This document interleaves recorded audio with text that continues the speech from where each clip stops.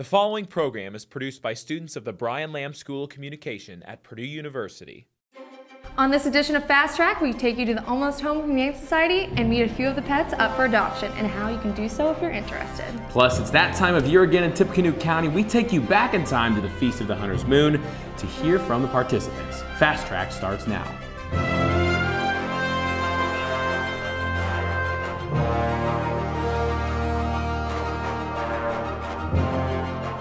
Welcome to Fast Track. This week we're coming to you from the Vision 21 conference room atop of Beering Hall, also known as the Jedi Council Room. I'm Trevor Peters. And I'm Molly Shaughnessy. The rain held up for a majority of the weekend, allowing feast traditionalists to indulge themselves in 18th century culture. Rain or shine, the Feast of the Hunter's Moon gives the chance for children to know what life was like without television, cell phones, or tablets. Daniel Gray takes us back in time.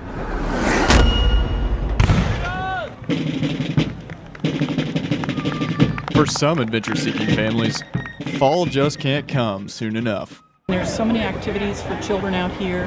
Several families are now in their 4th and 5th generation of feast participation, which is something we're particularly proud of. Not even the mud could slow kids down from getting their hands on 18th century fun, like sawing logs of wood, petting livestock, joining with others for a game of cricket, or even being a part of the feast themselves. Volunteers from across the Midwest were more than happy to share their 18th century craft with visitors. The Tippecanoe County Historical Association is a nonprofit that sponsors it, but over 50 other area nonprofits have food booths or perform services. So it's really a vital aspect of the community. Captain Thompson gives the orders to sail the ocean wide. While most families were indulging themselves in cultured cuisine and other festivities, volunteers like Chris continued to practice his artistry. I remembered seeing an elderly gentleman at a tractor show doing this. So the next year at that tractor show I went back and he was sitting there chopping a bowl. I asked him if he could teach me. He told me to have a seat and I went to work. Whether you come for the sights, tastes, or smells, chances are you'll most likely leave with a favorite event. The French-Canadian canoemen come in off the river reenacting that. It's just beautiful.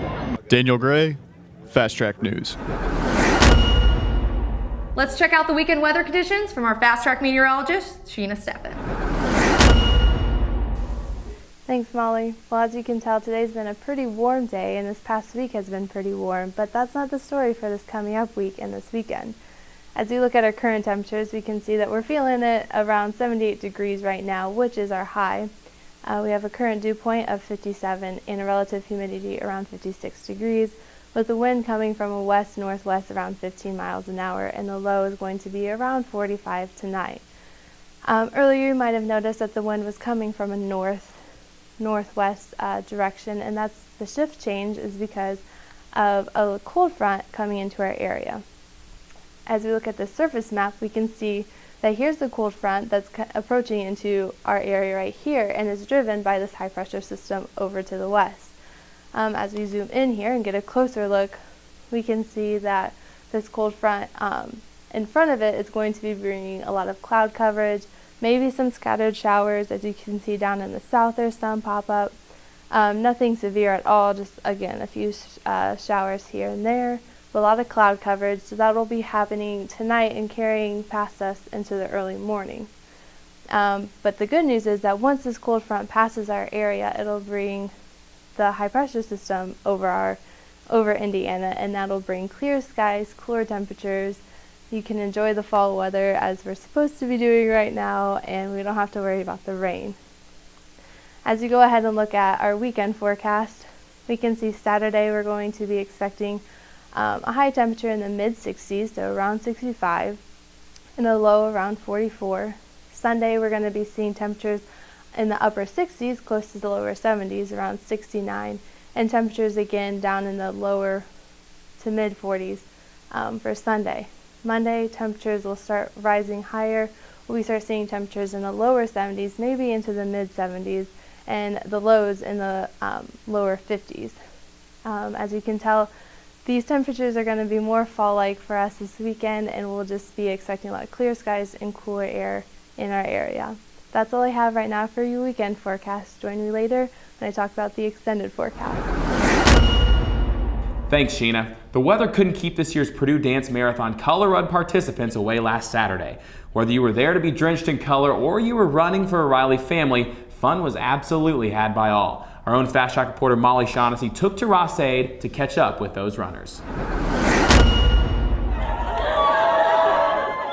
On Saturday, October 1st, Purdue Dance Marathon hosted their first ever color run starting at Rossade Stadium. So everyone starts up there at the second stop sign and then runs down through campus, back down Lindenberg, up Cherry Lane, and then back down the side of Rossade.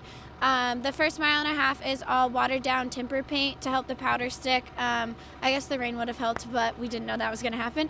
And the second mile and a half is all powder, so your classic color run powder. This year's Purdue Dance Marathon 5K had over 200 participants, which is an increase from the PUDM 5K last year. Not only were there student participants, but local Riley families were in attendance as well. Why are you doing this?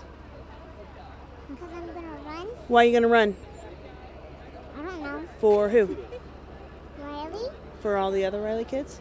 Yes. Yeah, she's running for all the other Riley kids who can't be here this morning. So it means a lot. These kids mean a lot to us. We've gotten very close to a lot of them, and it's a lot of fun.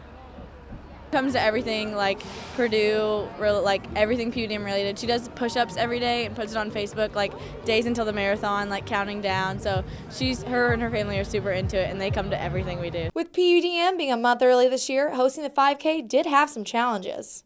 So we used to have an event sponsored by PESC that was Paint Wars, so it was like paint dodgeball, and we had a 5K. This year, because of like the marathon being a month earlier, there was a lot more of condensing of the schedule, so color runs are like the thing nowadays.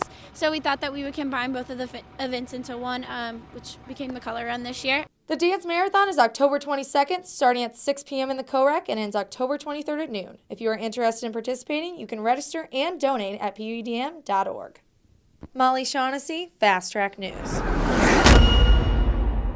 According to the American Society for the Prevention of Cruelty to Animals, nearly 7.6 million animals are taken into shelters nationwide, but only 2.7 million get adopted. This leaves shelters across the U.S. with an influx of dogs and cats. In Tippecanoe County, the Almost Home Humane Society is one of these shelters that accepts and provides refuge for unwanted and lost animals. The society has helped improve the lives of animals all across the community, and they take care and comfort the rights of the animals and citizens in our area. With more on the story, we turn it over to Matthew Seedorf. The Almost Home Humane Society, or AHHS, located in Lafayette, works in helping the Tippecanoe County area animals who have been found stray, abused, or abandoned, then help these animals start a new life by finding a caring home. Liz Stanford, their outreach and marketing manager, who's been here for a few years. So the Almost Home Humane Society is a 501c nonprofit. We take in stray animals in the city of Lafayette and West Lafayette. We average about 3,000 animals a year that we take in. We have a foster care program, a volunteer program, a food pantry, a spay and neuter assistance program. We help with TNR in the community, and we pretty much do a lot here in Lafayette for the homeless animals. The AHHS not only helps to find new cats and dogs a new home, they help train the new adoptees on how to take care of their new pet. One of our biggest things that we try to do here is education. We try to educate adopters, animals that currently have pets, on the welfare of them, how to properly take care of them, make sure that the animal is happy in the home environment. If for some reason, they fall on hard times, it happens. We're here to help them during that time so the animal can stay in their home. They don't have to feel like they have to give that animal up. During my visit to the Almost Home Humane Society, one little kitten caught my attention while I was at the shelter, and he was happily named Charlie Sheen. So Charlie Sheen has a neurological issue. He has cerebellum hypoplasia, which essentially makes him really uncoordinated. He has trouble walking. When he gets really excited and really happy, you can definitely tell there's some balance issues. The Almost Home Humane Society plans to hold their annual furball event at the LAR Atrium on November 5th. For more information about the Almost Home Humane Society, you can visit them at their website at www.almosthomehumane.org.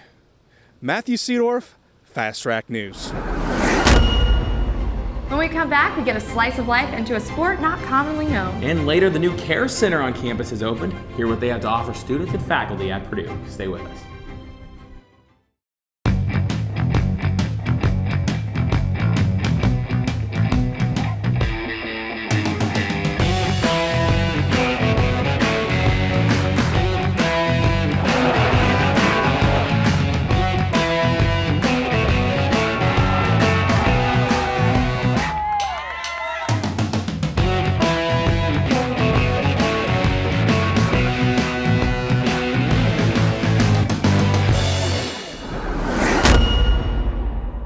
Welcome back. At some point growing up, you probably learned how to ride a bike, but for others, they grew up learning on 4 wheels. Check out this slice of life feature and take a look into the sport of skateboarding.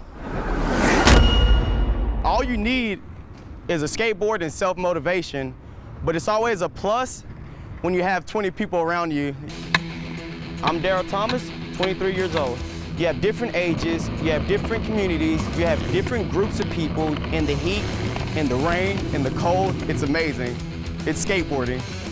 My name is Jordan Santana and I'm 12 years old. I had a couple friends that were doing it. They were like, you should try it. I was like, all right. The more I did it, the more fun I had with it. It's not like you can run around and kick a ball like in soccer or shoot a ball in a hole or, score a touchdown. This is something completely different. Yeah, well, it's like definitely once you land that trick once, it's like, oh my gosh, I landed it.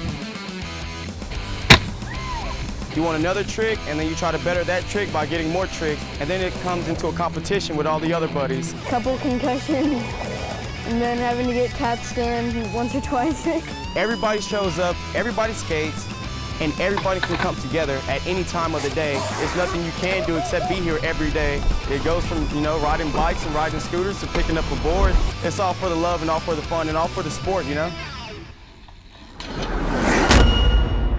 Let's check back in with Sheena for a more extended weather forecast for the West Lafayette area.